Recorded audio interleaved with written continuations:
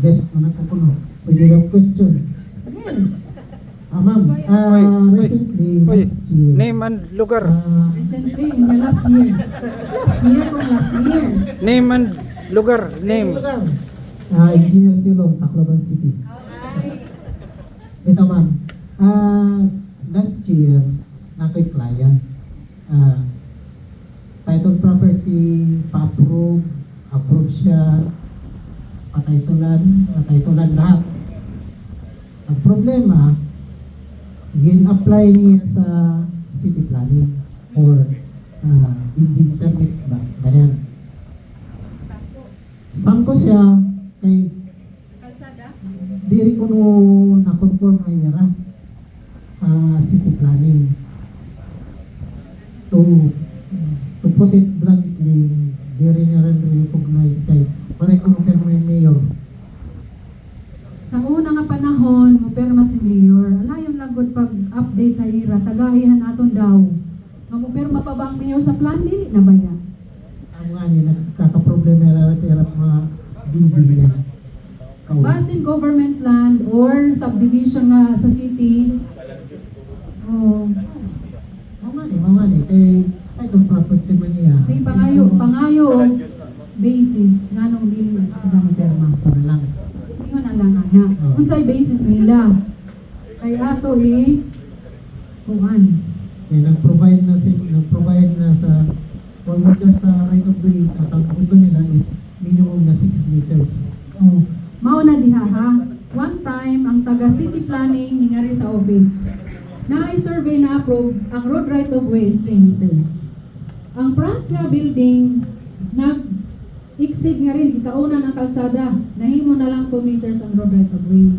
Karon nag-inspection ng taga city planning unsaon pag-agi sa trucks nga ang iya dihang road right of way instead of 3 nahimo na lang to kay kaon sa permiro nga nag-building. So nasuko. Nga naman kuno nga inyo kuno i-approve mao lang ni kunong kalsada. Kuan mao ni mao na.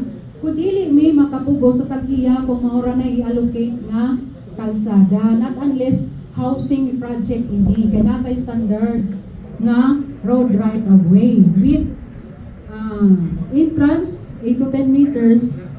Ang iyang dito sa sulod 6.5 meters. Kana is a private property and title property. It is the prerogative of the landowner how much could she allocate for he or she allocate for road right of way. Question na ang tag-iya, not the survey mapping division. Wag na mo balik. Ay tuyo man lang. Magsabot-sabot sila nga. Tulo sila ka balayan, gikan sa kalsada, highway. Ang una nga nakapahimo ang diri. Iprot-rot pagod siya 1 meter. So wa na makaagi ang ilang 2 meters na lang. Suko katong luyo. Pagkaso na lang kamo. Kay sama pa nga pro 3 meters man. Dili man to.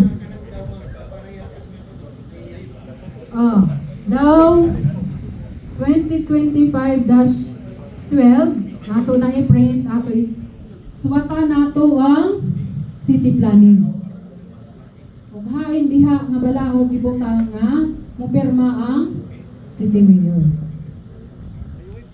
Iba, human ang discuss, wala man dito the city mayor or any municipal mayor shall affix his or her signature upon this preparation of survey returns. Wala man. At unless, ingon pa nila, government lands, subdivision nga gikuan sa gobyerno, sa una, nainungdong ko na ay mga perma ang mayor. Hinaraan pa tingali na siya. Hinaraan ang iyang style.